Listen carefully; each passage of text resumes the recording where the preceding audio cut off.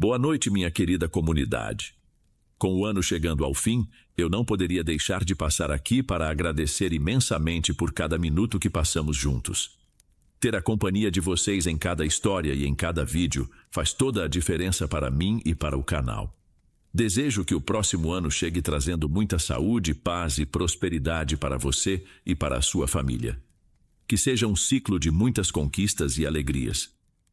E para celebrarmos essa virada, deixe aqui embaixo o seu feliz ano novo. Tenham uma boa virada de ano.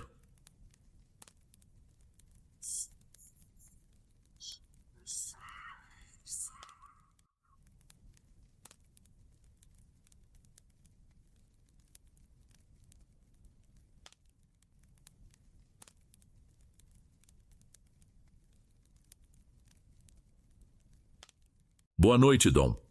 Isso aconteceu quando eu tinha 17 anos. Todo final de ano, sem falta, a gente encarava algumas horas de estrada para passar o Natal na casa da minha avó. Era um ritual que não mudava nunca. O filtro de barro sempre fresco na cozinha e aquele calor abafado do interior que parecia não dar trégua nem de madrugada. Mas naquele dezembro, assim que a gente cruzou a sala, deu para notar que algo estava fora do lugar. Minha avó sempre foi de guardar os mesmos enfeites por décadas, mas dessa vez a casa estava abarrotada de coisa diferente, coisa que eu nunca tinha visto ali. Tinha de tudo: guirlandas desbotadas, bonecos de louça com pontas quebradas e luzes que piscavam num ritmo meio irregular. Ela contou que tinha encontrado um anúncio na internet de alguém que estava esvaziando um casarão de muitos anos e vendendo lotes de decoração por quase nada. Minha mãe não gostou muito da ideia de encher a casa com tralha de gente desconhecida, mas para a minha avó, aquilo era um tesouro. Quando eu e o meu irmão caçula, o Nivaldo, fomos para o quarto onde a gente sempre dormia, o clima mudou.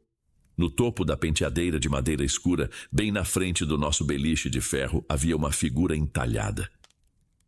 Era um boneco pequeno, um pouco menor que uma garrafa térmica, feito de uma madeira muito escura e fosca. O rosto dele era estranho. Não era feio nem bonito, mas tinha um olhar que parecia muito fixo, direcionado exatamente para a nossa cama. Eu não lembro desse boneco aqui ano passado. Nivaldo comentou enquanto jogava a mochila no chão e ligava o ventilador de mesa. Minha avó apareceu na porta com uma pilha de lençóis e respondeu sem chegar perto da penteadeira. Não sei, meu filho. Eu não lembrava de ver isso aqui, mas amanhã eu confiro nas caixas com calma. Ela deixou os lençóis na cama e saiu, e a gente ficou ali, encarando aquela peça de madeira que parecia não combinar com nada. Eu achei o objeto esquisito, mas o cansaço da viagem era maior do que qualquer cisma. A gente arrumou as camas, apagou a luz e o quarto ficou em silêncio.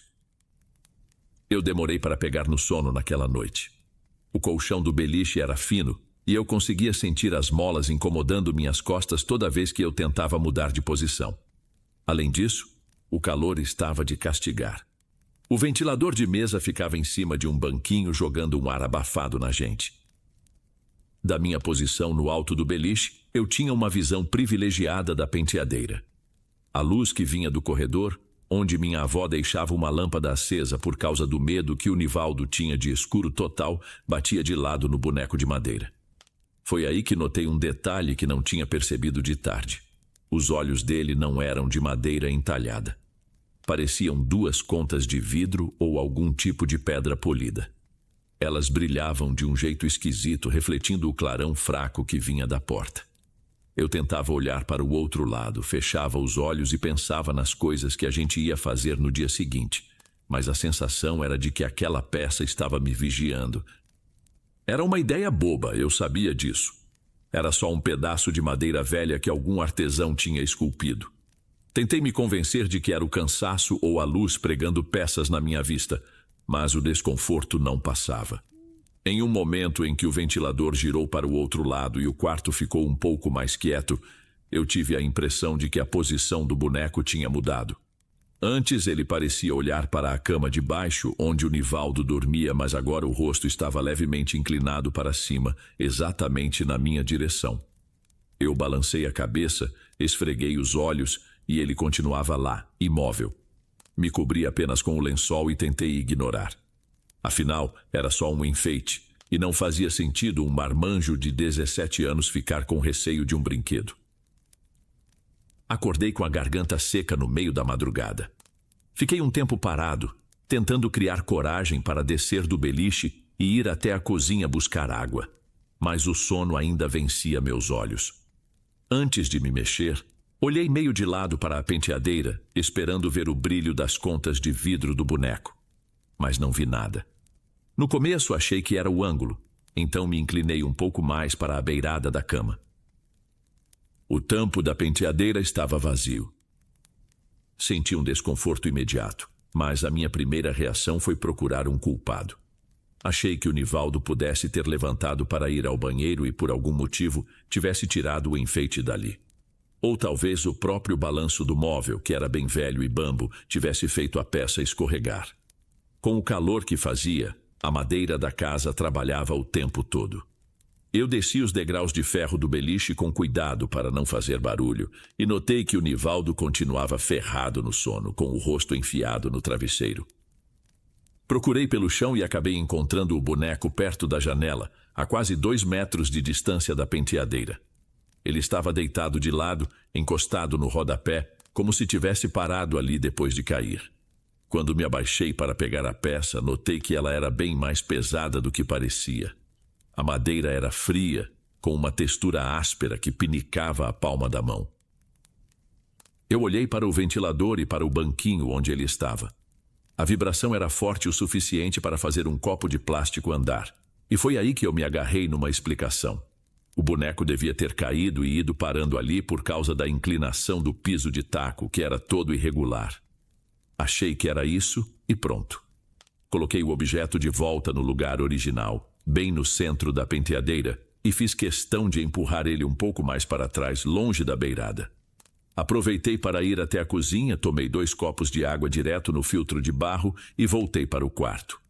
Antes de subir de volta para o beliche, encarei a figura de novo. Ela continuava imóvel, com aquele olhar fixo e sem expressão, mas eu já tinha decidido que não ia deixar um pedaço de madeira estragar o meu descanso. Passaram uns 20 minutos e eu continuava rolando de um lado para o outro. O incômodo de saber que aquele objeto estava ali, com aqueles olhos de vidro apontados para a gente, não me deixava relaxar. Eu tentava fechar os olhos, mas a imagem do boneco parecia gravada na minha mente. Levantei de novo, dessa vez mais irritado do que assustado. Fui até a penteadeira e abri a gaveta do meio. Ela era dura de abrir e emperrava um pouco, fazendo um barulho de madeira áspera raspando em madeira. Peguei o boneco pelo tronco e joguei ele lá dentro, em cima de uns panos velhos de prato que minha avó guardava. Fechei a gaveta com força. O Nivaldo se mexeu na cama de baixo e resmungou com a voz embargada de quem está quase acordando. "O que você está fazendo aí?" "Nada, Nivaldo. Só guardei aquele boneco feio na gaveta. Volta a dormir." "Por quê?" "Porque sim. Estava ocupando espaço. Deita aí e dorme." Ele não discutiu.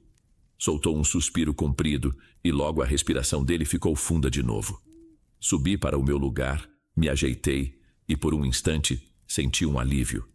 O quarto parecia mais vazio, sem aquela presença encarando a gente. O ventilador continuava no seu vai e vem e o silêncio da casa era quase total, tirando o barulho das folhas das árvores batendo na telha lá fora. Eu estava quase pegando no sono quando ouvi o primeiro ruído. Vinha de dentro da penteadeira. Era um barulho repetido, como se algo estivesse sendo esfregado com força contra o fundo da gaveta. Parecia uma unha ou uma ponta de madeira tentando encontrar uma brecha. Fiquei paralisado, prendendo o fôlego para ter certeza de onde vinha. O barulho parava por alguns segundos e depois voltava, mais nítido, como se o que estivesse lá dentro tivesse mudado de posição para tentar de novo. Minha primeira ideia foi que eu tinha trancado algum bicho lá dentro sem querer. Uma barata grande ou talvez um daqueles ratos de telhado que entram por qualquer fresta em casa de interior. Fazia sentido. A penteadeira era velha, cheia de vãos por trás. O bicho devia estar ali, e quando eu joguei o boneco e fechei a gaveta, ele ficou preso. Eu me recusei a levantar de novo. Não ia abrir aquela gaveta no escuro para correr o risco de um rato pular na minha mão. Tentei ignorar o barulho do arranhão, mas ele começou a ficar mais forte, mais insistente. O som de arranhado parou de repente, dando lugar a um silêncio que parecia ainda mais incômodo. Eu fiquei lá em cima, com os olhos arregalados no escuro, esperando qualquer coisa. O ar dentro do quarto parecia ter ficado mais quente, mais parado, e nem o balanço do ventilador trazia algum alívio. Eu estava quase me convencendo de que os ruídos tinham sido coisa da minha cabeça quando o Nivaldo deu um grito. Não foi um berro alto, foi um som abafado, curto, como se ele tivesse levado um susto muito grande e o ar tivesse travado na garganta. Pulei do beliche de uma vez, quase batendo a cabeça no teto. Meus pés atingiram o chão de taco com força e eu tateei a parede até encontrar o interruptor. Quando a luz acendeu, vi o meu irmão encolhido no canto da cama, com os olhos muito abertos e as mãos agarradas ao lençol. Ele estava chorando, mas sem fazer barulho, só aquelas lágrimas grossas descendo pelo rosto. O que foi, Nivaldo? O que aconteceu? Ele não conseguia falar direito. Só apontava para o próprio pé, que estava fora do lençol. Quando olhei, vi as marcas. Eram pequenos furos no peito do pé dele, bem fundos, dispostos em um semicírculo. Estava saindo um pouco de sangue e a pele em volta estava ficando vermelha muito rápido. Não parecia picada de aranha e nem mordida de rato. Era algo mais firme, como se alguém tivesse pressionado pregos ou dentes de madeira ali com muita força. Alguma coisa subiu na cama. Ele conseguiu dizer com a voz muito trêmula. Eu senti algo apertando meu pé e quando chutei, essa coisa me mordeu. Eu olhei para a penteadeira imediatamente. A gaveta que eu tinha fechado com tanta força estava entreaberta, apenas uns 3 dedos para fora. Olhei lá dentro e o boneco não estava mais lá. Meu peito deu um solavanco de nervoso, mas eu não podia mostrar isso para ele. Comecei a olhar em volta por baixo da cama, atrás do banquinho do ventilador, e acabei encontrando a peça. O boneco estava de novo no chão, perto da janela, mas dessa vez ele não estava deitado como antes. Ele estava de pé, encostado na parede, posicionado de um jeito que parecia estar observando a gente do canto do quarto. Vamos lá para a cozinha, a gente passa um remédio e acorda a mãe. Eu vi, ele correu para o canto. Tinha perna, mas era duro. Eu não respondi. Peguei o boneco do chão com a ponta dos dedos, sentindo aquele peso morto da madeira, e o coloquei em cima da penteadeira de novo, mas dessa vez virei o rosto dele para a parede. Eu não queria que o Nivaldo visse aqueles olhos de vidro enquanto a gente saía do quarto. Meus pelos do braço arrepiaram, mas eu continuei repetindo para mim mesmo que era só um animal do mato que tinha entrado na casa velha da minha avó. A manhã chegou com aquele sol de dezembro que já nasce esquentando tudo. A gente passou o resto da madrugada na sala com todas as luzes acesas e o ventilador de teto no máximo. Minha mãe lavou o pé do Nivaldo com água e sabão e passou um antisséptico que ardia, mas a marca continuava lá, bem nítida, como se um grampo de madeira tivesse sido apertado com força contra a pele dele. Quando o dia clareou e o cheiro de café passado começou a se espalhar pela casa, o clima entre nós não tinha nada de festivo. Assim que minha avó apareceu na cozinha, eu não aguentei e perguntei logo de onde ela tinha tirado aquele boneco do nosso quarto. Ela parou com a garrafa térmica na mão e franziu a testa, parecendo confusa de verdade. Que boneco, meu filho? Eu não coloquei enfeite nenhum no quarto de vocês. Aquele de madeira escura, vó, que estava em cima da penteadeira ontem à noite. Eu juro por Deus que não sei do que você está falando. Eu comprei aquele lote de enfeites, mas deixei quase tudo na caixa lá na despensa para a gente arrumar juntos.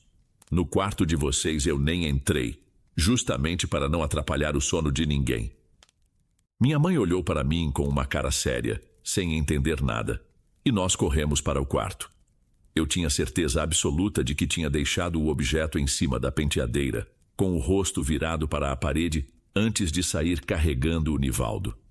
Mas quando abri a porta, o tampo de madeira estava vazio. Procurei debaixo do beliche, dentro da gaveta que ainda estava fechada, atrás das cortinas e nada. O boneco tinha sumido de novo, como se tivesse evaporado com o calor do amanhecer. Foi quando eu notei um detalhe no chão, perto do canto da parede. Tinha um rastro muito leve na poeira, como se algo tivesse sido arrastado em direção ao armário antigo, um móvel de madeira maciça que devia estar naquele mesmo lugar há uns 40 anos. Ajuda aqui, mãe. Vamos arredar isso. Nós dois fizemos força. O armário era um monstro de carregar e os pés dele arrastaram no taco, fazendo um ruído áspero que encheu o corredor vazio. Quando conseguimos afastar o móvel 20 centímetros da parede, a gente parou na hora. Atrás do armário, quase no rodapé, havia um buraco na alvenaria. Não era um buraco de cupim ou desgaste natural. Era uma abertura irregular, com as bordas do reboco gastas e polidas, como se algo tivesse passado por ali milhares de vezes ao longo de muito tempo. Tinha o tamanho exato para aquela figura de madeira passar com folga. Minha mãe buscou uma lanterna na gaveta da cozinha e apontou o foco de luz para dentro daquela abertura. O que a gente viu lá no fundo não era só terra ou poeira. O buraco se estendia para dentro da estrutura da casa, seguindo por trás das vigas de madeira. Lá dentro, misturados com alguns gravetos, havia restos de outras coisas. Vi uma mãozinha de plástico que devia pertencer a algum boneco de presépio, pedaços de fitas de cetim desfiadas e restos de uma guirlanda que pareciam ter sido mastigados. Era como se aquele lugar servisse de depósito para pedaços de tudo o que era trazido para dentro da residência. O que é aquela lá no fundo? Minha avó se aproximou, olhou por um segundo e balançou a cabeça de um jeito rápido demais, tentando encerrar o assunto antes mesmo dele começar. É ninho de bicho. Algum gambá ou rato grande deve ter feito morada aí durante o inverno. Vou pedir para o vizinho tapar isso com cimento hoje mesmo. A gente não discutiu, mas o jeito que ela evitava olhar para o fundo do buraco dizia muita coisa. Não era apenas um bicho. Nenhum animal arrastaria um boneco de madeira maciça de cima de uma penteadeira. Abriria uma gaveta dura de abrir e depois voltaria para o seu esconderijo sem deixar um rastro de bagunça. A gente arrumou as malas e decidiu ir embora 2 dias antes do planejado. Minha mãe deu a desculpa de que o ferimento no pé do Nivaldo precisava de uma avaliação de um médico na cidade e minha avó, pela primeira vez na vida, não insistiu para que a gente ficasse. No verão seguinte, eu acabei voltando lá sozinho para ajudar com umas reformas. O quarto já estava diferente. O beliche de ferro tinha sido vendido e no lugar do armário antigo, agora havia uma cômoda moderna, bem mais leve. Eu fiz questão de pedir licença, afastar o móvel e olhar a parede. O buraco tinha sido tapado com uma massa grossa de cimento e coberto com uma ripa de madeira de cor diferente, mas o trabalho tinha sido feito com pressa. Dava para ver as marcas das ferramentas em volta. Eu nunca mais vi aquele boneco. Minha avó disse que jogou o lote de enfeites todo fora, mas eu nunca tive coragem de perguntar se ela realmente encontrou a peça de madeira ou se ela simplesmente sumiu dentro das paredes. Hoje, morando sozinho, eu ainda tenho um hábito que meus amigos acham estranho. Não importa se a casa é nova ou se o apartamento é moderno. Eu nunca encosto os móveis totalmente na parede. Sempre deixo um espaço, por menor que seja, e toda noite, antes de apagar a luz, eu preciso conferir se o vão continua exatamente do mesmo jeito que estava quando o sol se pôs.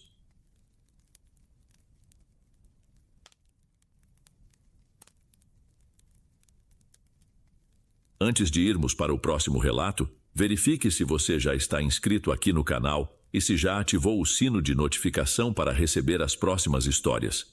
Aprecio sua companhia e seu apoio faz toda a diferença. Bem, vamos continuar.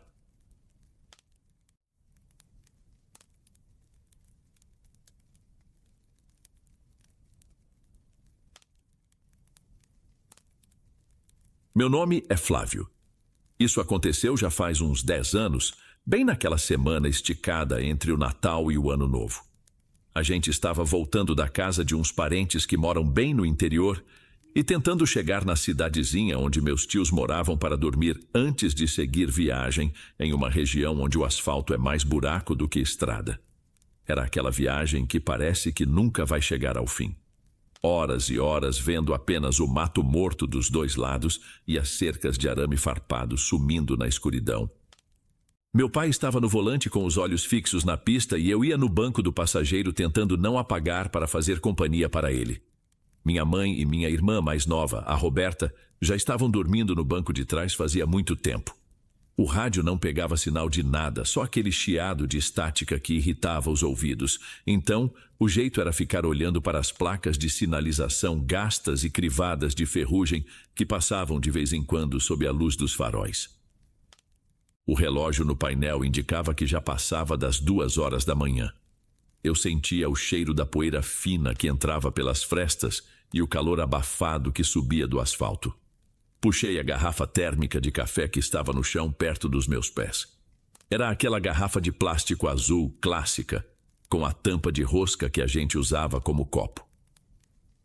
Servi um pouco, o líquido já estava apenas morno, e passei para o meu pai.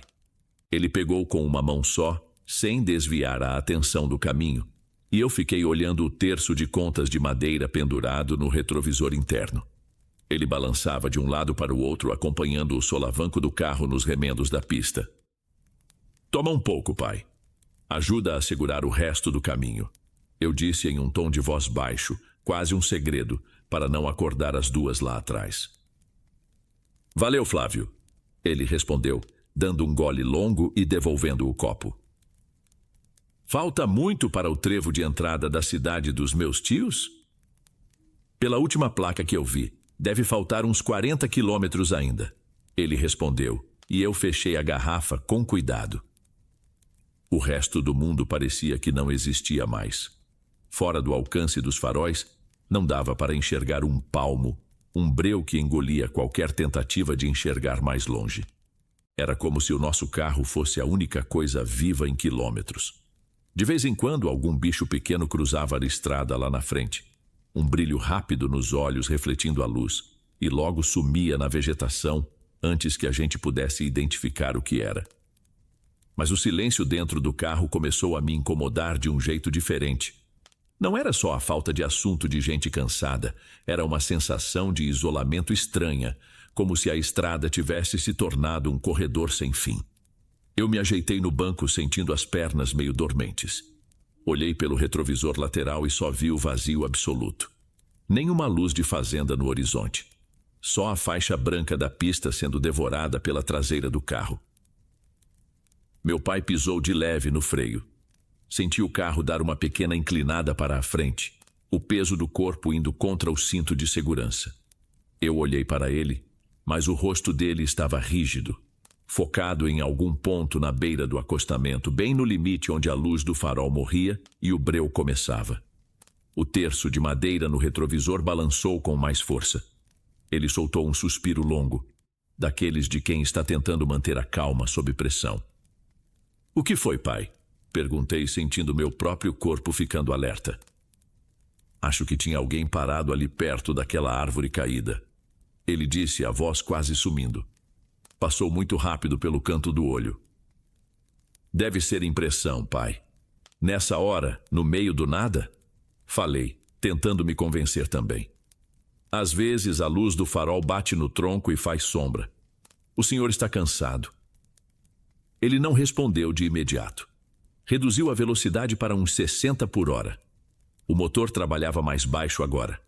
Foi quando a gente ouviu um barulho vindo da frente do carro, como se uma pedra tivesse batido no para-choque, mas o som foi mais curto, abafado. Parecia que alguma coisa tinha raspado ali e o carro deu um solavanco de leve. Droga! Ele resmungou apertando o volante com as 2 mãos até os nós dos dedos ficarem brancos. Senti o carro pegar em alguma coisa ali na frente. Se o pneu furar aqui, a gente está frito. Ele começou a encostar o carro, mas parou antes de sair totalmente da pista. Meu pai ligou o pisca-alerta. Eu olhei pela janela lateral, tentando furar o escuro com os olhos. O mato estava alto ali, quase encostando na porta do passageiro. Não dava para ver nada, só o reflexo das luzes traseiras pintando o capim de um vermelho bem vivo que piscava no ritmo do pisca-alerta. Eu estava torcendo para ele não querer descer. A ideia de abrir a porta e colocar o pé naquele chão de terra, sem saber o que estava em volta, minha barriga deu um solavanco e eu travei. Você viu o que era? Ele me perguntou sem tirar os olhos do espelho retrovisor. Não vi nada, pai. Acho que foi só um pedaço de galho quebrado que algum caminhão deve ter deixado cair. Vamos tocar mais um pouco. Se o pneu estiver baixando, a gente vai sentir a direção puxar para o lado. Ele concordou com um aceno rápido, mas não acelerou de imediato. Ficamos ali, parados por alguns segundos com o motor ligado, enquanto a quietude de fora parecia fazer pressão contra as janelas fechadas. Eu tinha a sensação de que se eu olhasse fixo demais para o mato, alguma coisa ia acabar aparecendo para justificar aquele solavanco. Meu pai engatou a primeira e o carro começou a ganhar velocidade de novo, mas a gente não tinha percorrido nem 200 metros quando os faróis iluminaram algo que fez o meu fôlego travar. No meio da pista, vindo do acostamento da esquerda para o da direita, uma figura pequena cruzou o caminho. No começo, pela altura, eu achei que fosse um bicho do mato, talvez um lobo-guará ou um cachorro perdido. Mas o jeito que aquilo se movia quebrou qualquer lógica que eu tinha na cabeça. Não era um animal. Era uma figura que corria em 2 pés, mas não como uma pessoa corre. Tinha o tamanho de uma criança de uns 5 ou 6 anos, mas o corpo era rígido. As pernas e os braços se moviam de um jeito exagerado, como se fossem alavancas mecânicas sendo puxadas por cordas. Os braços iam para frente e para trás com uma amplitude que nenhum ser humano consegue fazer sem sentir dor. E os pés batiam no asfalto com uma força que dava para sentir de dentro do carro. O que mais me deixou perturbado foi o que ele estava vestindo. Aquela coisa usava um tipo de paletó escuro, muito largo para o tamanho dele, e na cabeça levava um chapéu alto e quadrado, que não caía mesmo com a velocidade da corrida. Nos pés dava para ver o brilho de um par de botas de bico bem fino e comprido, que pareciam entortar para cima a cada passo. Pai, você está vendo isso? Eu murmurei, sem conseguir desviar o olhar nem por um segundo. Ele não respondeu. Ele apenas apertou o volante com tanta força que os braços dele começaram a tremer. A criatura não olhou para o carro. Ela simplesmente atravessou a frente dos faróis e, naquele segundo de exposição total, eu vi que o rosto não tinha expressão nenhuma. Parecia uma máscara feita de um material liso, sem brilho. Ele sumiu na vegetação do outro lado da estrada com a mesma rapidez com que apareceu, mas o movimento não desacelerou. Os braços continuavam balançando naquele ritmo frenético até serem engolidos pela sombra das árvores. Eu pisquei várias vezes, tentando entender se aquilo era algum tipo de boneco puxado por fios ou uma brincadeira de muito mau gosto. Mas não tinha ninguém por perto, nem um carro parado, nenhuma luz de lanterna. Era só o mato, a estrada vazia e aquele ser que parecia ter saído de um desenho de livro velho e bizarro. O calor dentro do carro parecia ter aumentado 10 vezes em um instante, e eu sentia o suor escorrendo pelos lados da testa. Pensei na hora que poderia ser alguém fantasiado, talvez algum andarilho com problemas mentais, mas o modo como aquela coisa vencia a distância da pista e a altura das botas tornavam aquela ideia impossível. A gente deve ter rodado mais uns 5 minutos naquela velocidade, sem que ninguém no carro soltasse um suspiro, quando eu notei um clarão diferente lá na frente. Não era luz de farol vindo no sentido contrário e nem poste de iluminação, porque ali não tinha nada disso. Era um brilho parado, baixo, rente ao chão, bem na beira do acostamento, onde o mato parecia ter sido batido ou amassado. Conforme o carro se aproximava, o vulto foi tomando forma. Era um desses oratórios de beira de estrada, uma capelinha de cimento, bem simples, dessas que o pessoal constrói para marcar onde alguém morreu em acidente ou para pagar promessa. Mas tinha algo muito errado com aquele oratório. Normalmente essas capelinhas têm uma imagem de santo e uma vela acesa, que fica sempre apagando com o vento dos caminhões. Só que aquela luz não vinha de uma chama. Era um brilho branco, constante, que saía de dentro de um pequeno bloco quadrado como se fosse um cubo de vidro ou cristal que estivesse guardado ali no lugar da imagem. O brilho era forte o suficiente para iluminar um pedaço do asfalto e as folhas das árvores em volta, mas não era uma luz que se espalhava. Ela parecia contida naquele formato. E no meio desse cubo, dava para ver perfeitamente o desenho de uma cruz preta, bem nítida. Meu pai diminuiu um pouco o ritmo ao passar pelo santuário. Eu me virei no banco acompanhando o brilho com os olhos enquanto a gente passava por ele. Não tinha fiação elétrica saindo dali. Não tinha bateria, não tinha nada que explicasse como um objeto daquele tamanho podia iluminar tanto no meio do nada. No momento em que ficamos lado a lado com a capelinha, eu tive a certeza absoluta de que aquilo não era algo comum. A luz não piscava. Era sólida. Pai, o senhor viu aquela luz no santuário? Perguntei, sentindo minha voz mais firme por causa do espanto. Vi, ele respondeu curto sem tirar os olhos da estrada. Vi sim. Não era uma vela. Parecia uma coisa elétrica, mas não tem luz por aqui. Flávio, só fica quieto um pouco. Deixa eu tirar a gente dessa estrada primeiro. A resposta dele serviu como uma confirmação final. Não era o meu cansaço, não era reflexo nos óculos dele. Nós dois tínhamos visto a criatura, e logo em seguida, aquele marcador luminoso exatamente no ponto onde a estrada parecia ficar ainda mais deserta. Aquela luz parecia um ponto final, ou talvez um aviso de que tínhamos atravessado uma fronteira que não deveríamos ter cruzado. O brilho foi diminuindo no retrovisor até sumir completamente, sendo engolido de novo pelo breu completo que vinha de trás. Agora, a sensação de que estávamos sendo observados não vinha mais do mato, mas do próprio carro. Era como se tivéssemos trazido um pouco daquela estranheza para dentro do nosso espaço. Os próximos 20 quilômetros foram os mais compridos da minha vida. Eu não conseguia tirar os olhos dos espelhos. Cada vez que o carro passava por um desnível e o facho do farol subia, iluminando as copas das árvores na beira da estrada, eu achava que ia ver aquele chapéu quadrado espreitando entre as folhas. O vento batendo nas frestas da janela começou a fazer um assobio constante, e na minha cabeça, aquilo já estava virando o ritmo daquela criatura correndo, com as botas batendo no asfalto. Eu olhava pelo retrovisor lateral e via apenas o rastro vermelho das lanternas traseiras, mas a minha mente pregava peças.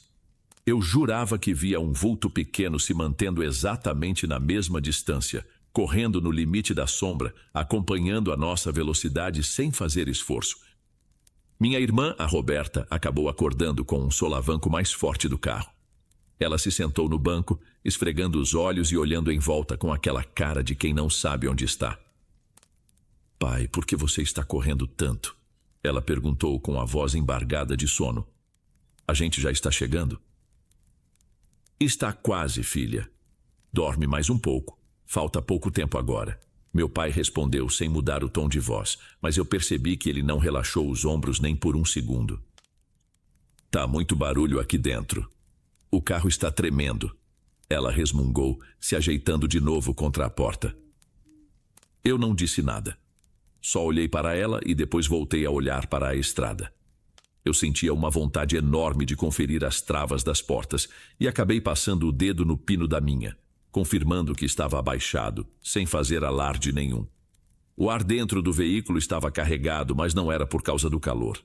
Era como se nós dois, eu e meu pai, tivéssemos criado uma bolha de pânico que a minha irmã e a minha mãe ainda não tinham percebido. A gente era cúmplice daquela visão.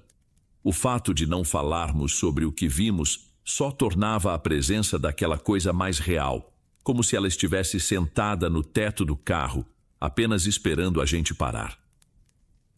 Eu comecei a contar os minutos mentalmente, tentando focar em qualquer coisa que não fosse a escuridão lá fora. Olhei para os meus próprios dedos que apertavam o tecido do banco. Olhei para a estática no rádio, que parecia ter mudado de tom, ficando mais compassada, quase como uma respiração falha. Eu sabia que, se eu falasse qualquer coisa agora, eu ia desmoronar. A racionalização que eu tentei fazer antes tinha ido por água abaixo. Não era um animal, não era um andarilho, não era um boneco. Era algo que não deveria estar ali. E o pior de tudo, é que parecia que aquilo sabia que a gente tinha visto. O trajeto final daquela estrada parecia um corredor sem fim, onde cada árvore e cada placa viravam esconderijo potencial para aquele ser de movimentos mecânicos e impossíveis. Quando as luzes do primeiro posto de combustível apareceram no horizonte, eu senti um alívio que quase me fez chorar. Era um posto de décadas atrás, com aquelas bandeiras desbotadas balançando no vento, mas para mim parecia um palácio de segurança. Ele já ficava logo depois do trevo de entrada. Meu pai não parou lá. Ele continuou dirigindo até entrar na cidadezinha onde meus tios moravam. Ele estacionou o carro na garagem de telha colonial, desligou o motor e ficou ali, com as mãos ainda presas ao volante, olhando para o nada através do para-brisa. A quietude que se seguiu foi interrompida apenas pelo barulho do metal contraindo, com o motor esfriando. Minha mãe e minha irmã acordaram de vez, confusas com a parada brusca, e começaram a pegar as sacolas e mochilas. Elas agiam normalmente, reclamando do cansaço da viagem e comentando que precisavam de um banho. Meu pai e eu apenas ajudamos com o porta-malas. A gente não trocou uma única palavra sobre o que aconteceu. No fundo, eu acho que nós dois estávamos testando a sanidade um do outro através da ausência de conversa. Se ele não falasse, eu podia fingir que tinha tido um surto sozinho. Mas o jeito que ele evitava olhar para mim dizia o contrário. Na manhã seguinte, eu acordei cedo. O sol ainda estava baixo, pintando o quintal de um amarelo pálido. Fui até a garagem com uma caneca de café na mão, tentando me convencer de que a luz do dia ia apagar o medo da noite anterior. O carro estava lá, coberto por uma camada fina de poeira da estrada. Eu comecei a dar a volta nele, fingindo que estava apenas conferindo se algum pneu tinha baixado de verdade. Quando cheguei na parte da frente, perto do farol esquerdo, eu parei. Preso entre a grade do radiador e o metal do para-choque, tinha um pedaço de tecido. Não era um retalho comum. Era uma tira de um pano grosso, escuro, que parecia feltro ou lã bem gasta, mas estava desidratado e duro. Quando eu puxei, o tecido não rasgou. Ele parecia ter uma resistência que não combinava com a aparência desgastada. Junto com o pano, encravado em um dos vãos da grade, havia um pequeno sulco no plástico, um arranhão profundo e vertical, como se algo muito duro tivesse batido ali com força durante a corrida. Eu guardei aquele pedaço de pano no bolso quando ouvi a porta da cozinha abrir. Era o meu pai. Ele saiu para o quintal, parou a uns 2 metros de mim e olhou fixamente para o lugar onde eu estava mexendo. Ele viu o arranhão no para-choque. Viu a marca que não estava lá quando a gente pegou estrada. "O café da sua tia já está na mesa, Flávio", ele disse com a voz plana, sem nenhuma emoção. "O senhor viu esse risco aqui, pai?" Perguntei, sentindo o volume do pano dentro do meu bolso. "Não vi nada. Entra logo que a gente tem muita coisa para fazer hoje." Ele deu as costas e voltou para dentro. Naquele momento eu entendi que a gente nunca ia conversar sobre o chapéu quadrado ou as botas de bico fino. A gente ia levar aquilo para o túmulo, fingindo ser uma família normal que apenas teve uma viagem cansativa. Até hoje eu não sei o que era aquela coisa, mas toda vez que eu vejo um oratório de beira de estrada, eu acelero o passo. O que mais me assusta não é o que a gente viu, mas o fato de que naquela noite aquela quietude foi a única coisa que nos protegeu de enlouquecermos.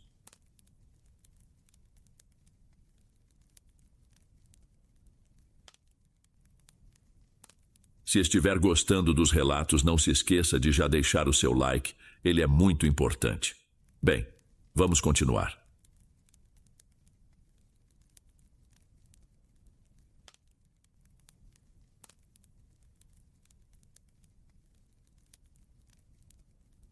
Eu me chamo Hernani.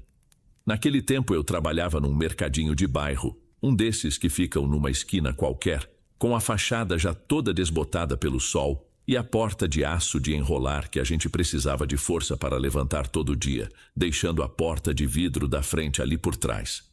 Eu devia ter 22 anos e o meu dia se resumia a repor prateleira e ficar atrás de um balcão de fórmica descascada. Era um serviço parado, principalmente naquele horário de fim de tarde, quando o movimento caía. A gente já estava quase batendo o horário de fechar. Faltavam uns 30 minutos para as 6 da tarde. E o calor que subia do asfalto lá fora parecia entrar e ficar preso entre as gôndolas de biscoito e produtos de limpeza. Eu estava naquela lerdeza típica de quem só quer ir para casa, contando os minutos no relógio de parede que tinha o vidro trincado. Foi quando a dona Iracema entrou. Eu já conhecia ela de vista. Era uma mulher de uns 45 anos, sempre muito quieta, que morava ali por perto e de vez em quando me chamava pelo nome do crachá. Ela pegou uma cestinha de plástico vermelho e começou a andar devagar pelos corredores, procurando as coisas sem pressa nenhuma, o que me deu uma certa agonia, porque eu já queria baixar as portas e sumir dali. Eu fiquei ali limpando o balcão com um pano molhado que já nem limpava mais nada, só para fingir que estava fazendo alguma coisa enquanto esperava ela terminar de escolher os produtos. A loja ficava quieta demais naquele horário. Só dava para ouvir o ventilador de teto girando devagar, balançando um pouco no suporte. Enquanto a dona Iracema caminhava para o corredor do fundo, eu ouvi um barulho vindo debaixo de uma das gôndolas mais próximas do balcão. Era um som de algo sendo arrastado bem de leve no chão de cerâmica encardida. Na hora, minha cabeça já foi para o lado mais prático. Devia ser algum rato ou talvez algum gato de rua que tinha entrado sem eu perceber. Dei uma batida forte no balcão com a palma da mão para ver se o bicho se assustava e saía logo dali, mas o barulho parou no mesmo instante, como se estivesse me escutando. Fiquei uns segundos olhando fixo para o vão entre as prateleiras de baixo, onde a gente deixava os sacos de ração para cachorro. Aquela parte da loja era sempre mal iluminada porque uma das lâmpadas fluorescentes vivia piscando e o dono nunca mandava trocar. O som voltou depois de um tempo, só que agora era diferente. Parecia mais o roçar de um tecido fino, como se alguém estivesse agachado ali, se mexendo bem devagar, tentando não fazer barulho. Achei que era algum moleque querendo roubar alguma coisa por trás do balcão enquanto eu estava distraído. A gente sempre passava por isso ali. Então eu saí de trás do caixa, já meio irritado com a ideia de ter que dar bronca em alguém no fim do expediente. Fui caminhando devagar, sem pressa, e espiei por cima da prateleira baixa. Não tinha ninguém. Só os sacos de ração empilhados e aquele resto de luz laranja do sol que entrava pela fresta da porta de aço e batia na poeira que subia do chão. Dona Iracema continuava lá no fundo de costas, analisando os rótulos das latas de ervilha. A loja parecia maior, vazia demais, com um silêncio esquisito. Voltei para o meu lugar, limpando o suor da testa com as costas da mão e pensei que fosse o telhado estalando por causa do calor e nem dei ideia. Mas no fundo, eu estava incomodado com aquela ideia de que alguma coisa tinha acabado de se esconder no exato momento em que eu tentei olhar. Dona Iracema finalmente veio até o balcão, deixando a cestinha vermelha em cima da fórmica, com um barulho de plástico batendo no balcão. Comecei a passar as compras, fazendo aquele movimento automático de quem já fez a mesma coisa o dia inteiro. Eu já estava mentalmente fechando o caixa quando ela soltou um suspiro, dizendo que tinha esquecido de pegar o óleo de cozinha. Ela pediu um segundinho e saiu andando depressa de volta para os fundos da loja. Fiquei ali plantado esperando ela voltar para eu poder finalmente baixar a porta de aço e ir embora. Foi quando aquele barulho voltou, só que bem mais perto, vindo debaixo do balcão, bem onde ficam as minhas pernas e junto dele o velcro se abrindo e fechando. Antes de eu entender o que estava acontecendo, senti o peso. Alguma coisa pequena e rápida passou entre os meus pés e eu senti umas mãos miúdas agarrando com força a minha canela direita. O aperto foi tão real e tão firme que eu perdi o equilíbrio por um segundo. Dei um solavanco para trás, as costas batendo nas prateleiras de cigarro, e precisei me segurar com força na quina do balcão para não ir ao chão. Olhei para baixo com a respiração curta e vi a nuca de um menino. Ele devia ter uns 2 anos, no máximo, e vestia uma camisetinha de malha laranja, dessas baratas que a gente compra em feira. O cabelo dele era bem curto, de um castanho comum, e ele usava aquelas sandálias papetes que fazem um barulho característico quando a criança corre no piso de cerâmica. Ele não olhou para trás nem por um segundo. Simplesmente se soltou da minha perna e correu para debaixo do vão do balcão, saindo pelo outro lado e desaparecendo entre as pilhas de fardos de refrigerante. Eu fiquei paralisado, tentando processar o que tinha acabado de acontecer. Achei que era algum moleque querendo roubar alguma coisa, mas o jeito que ele me segurou foi diferente. Parecia que ele estava brincando ou que tinha medo de cair. Olhei para a minha calça de brim e notei uma mancha escura de terra fresca, bem onde os dedos dele tinham apertado. A mancha era nítida, desenhando o formato de uma mãozinha pequena no tecido. O problema era que, tirando a dona Iracema, que estava lá no fundo, não tinha mais ninguém na loja. E a porta de vidro da frente estava bem na minha frente, no meu campo de visão. Ninguém tinha passado por ali. Eu estiquei o pescoço por cima do balcão, esperando ver a cabecinha castanha do moleque aparecendo entre os fardos de guaraná. Mas não vi nada. O meu primeiro impulso foi de raiva, aquela irritação de quem já está cansado e não quer lidar com bagunça de criança alheia. Dei a volta na registradora e caminhei até o começo do corredor, pronto para dar um assobio ou chamar a atenção dele, mas o corredor estava deserto. Olhei para o chão do corredor e para o espaço entre os fardos, procurando algum rastro daquela terra que ele tinha deixado na minha calça. Mas ali, o piso de cerâmica continuava com aquele brilho opaco de sempre, sem marca nenhuma. Achei que ele pudesse ter corrido para o fundo, onde ficava o estoque de cerveja e os banheiros, então caminhei até a metade da loja e chamei pela dona Iracema. Minha voz saiu um pouco mais alta do que eu pretendia, batendo nas paredes do mercado e nas prateleiras cheias. Senhora, segura o seu menino aí que ele passou correndo aqui por dentro e quase me derrubou agora há pouco. Eu disse tentando manter um tom educado, mas a minha paciência já tinha acabado faz tempo. Ela apareceu logo em seguida na ponta do corredor de óleos e temperos, segurando uma garrafa de plástico de 1 litro. O rosto dela estava calmo, sem aquela preocupação típica de quem sabe que o filho está aprontando. Ela me olhou de um jeito estranho, franzindo um pouco a testa, como se não estivesse entendendo o que eu tinha acabado de falar. Ela não parou de andar até chegar de novo na frente do caixa, colocando o óleo junto com as outras coisas. Enquanto ela se aproximava, eu dei uma olhada rápida por trás dela, esperando o menino surgir de trás das saias dela ou sair de algum canto, mas não se ouvia mais nada ali dentro. O ventilador continuava num rangido irritante e o freezer deu uma parada no barulho por um instante, deixando o ambiente ainda mais quieto. Eu apontei para a minha perna, mostrando a mancha de barro que ainda estava ali, fria contra a minha pele. Ele se enfiou ali atrás dos fardos, senhora. É perigoso ele derrubar alguma coisa ou se machucar no estoque. Insisti, já olhando para os lados, procurando qualquer sinal de movimento. Eu tinha certeza absoluta do que tinha sentido. O aperto na minha canela tinha sido firme.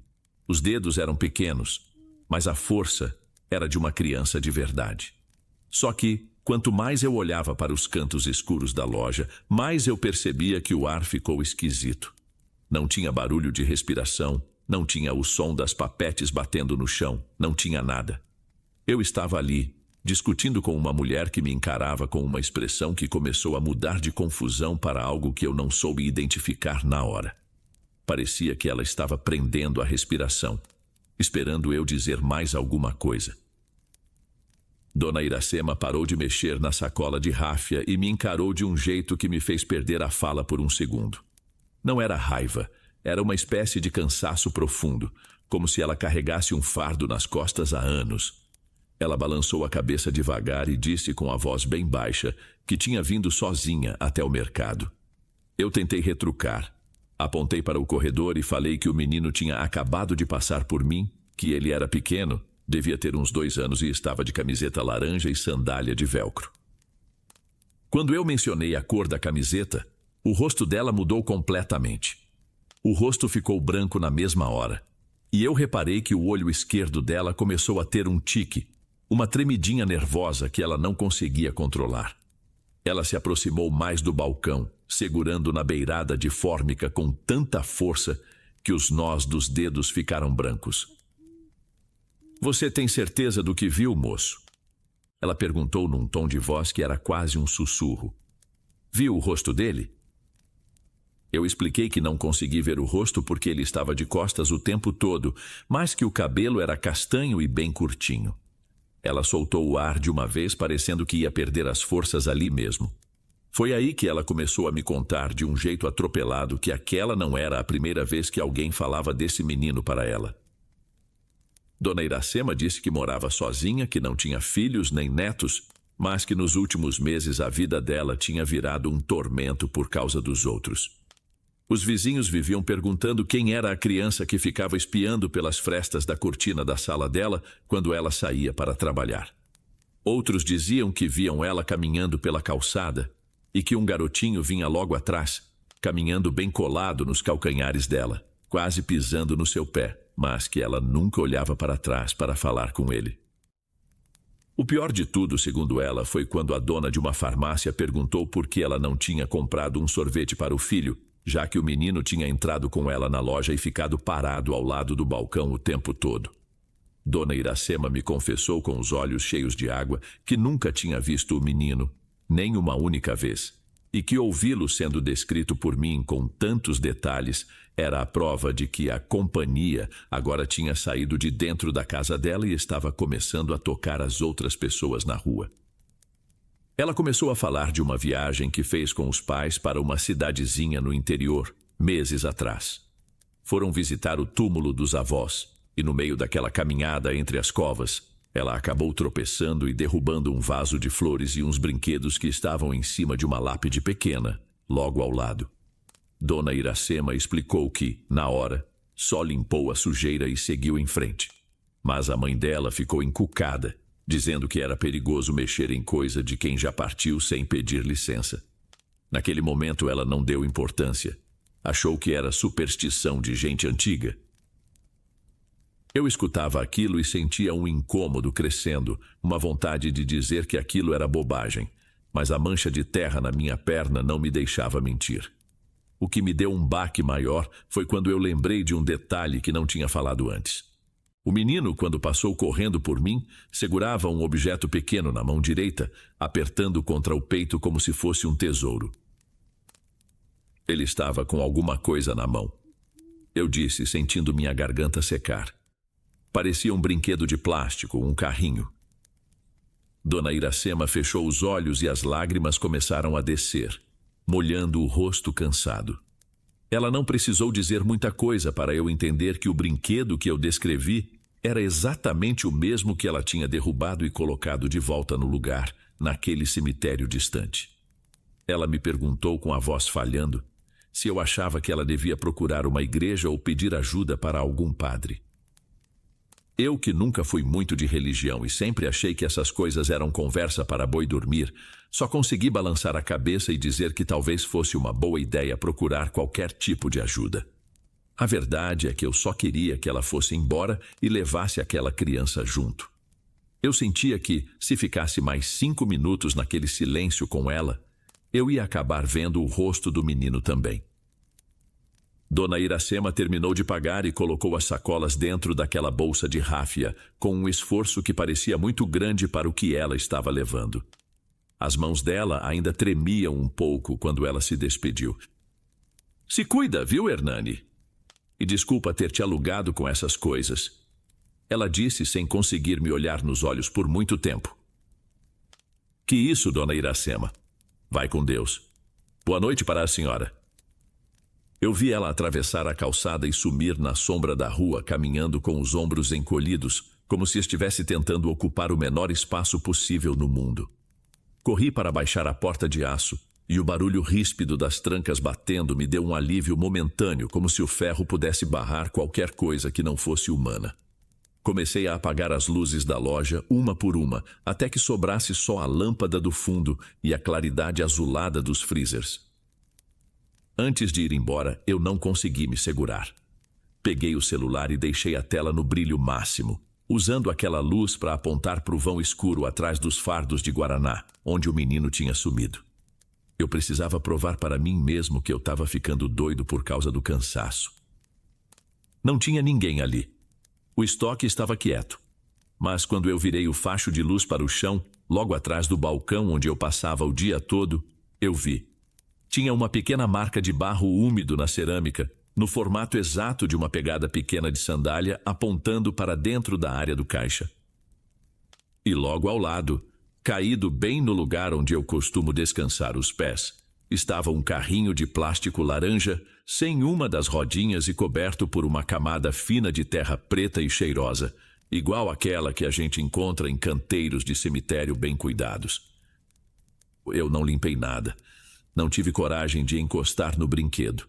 Só peguei minha mochila, saí pela porta lateral e tranquei tudo com as mãos meladas de suor.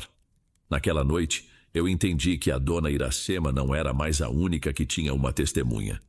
O menino tinha descoberto o caminho da loja e agora ele tinha deixado o seu brinquedo favorito guardado comigo, esperando pelo dia seguinte.